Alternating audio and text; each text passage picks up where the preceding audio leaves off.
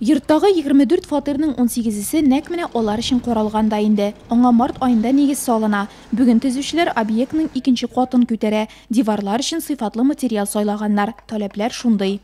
Газобетон, теплый материал. Газобетон блоклары ул жылы материал. Тышкы яктагы кирпич белән бергә диварлар калынлыгы 65 сантиметрга җитә. Димәк, фатирлар жылы булачак. Төзүчеләр сүзләренә караганда, әлеге йорт энергияны һәм җылылыкны саклый торган объект булачак. Һәр фатирга индивидуаль газ казаннары урнаштыру, сыйфатлы тәрәз блоклары кую каралган. Җиләтү каналларында яңа таләпләр буенча кирпичтән игәннән соң эченә асбест торба куеп гильзалап калдырачакбыз диләр. Йортны төзегәндә елдан-ел яңалыклар кертелә, потому что пожарный безопасность буенча хәзер яңалыклар, рукавалар калдырырга кирәк обязательно. Аннан соң деревянный сооруженияларны полностью обработка ясыйбыз, противопожарный безопасность буенча. Ну, елдан-ел яңалыклар кертелә инде.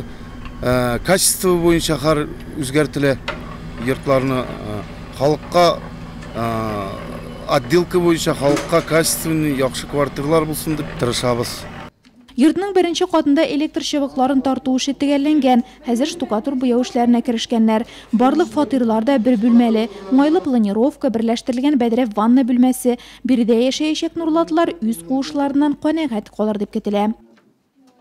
Әлеге йортны проектировкалаганда һәм төзегәндә күп кенә нечкәлекләр исәпкә алынган. Мәсәлән, кухня бүлмәсеннән турыдан-туры балконга чыгып була. Бу биредә яшәячәк яшь гаиләләр, айрыуча яшь әниләр өчен бик тә уңайлы.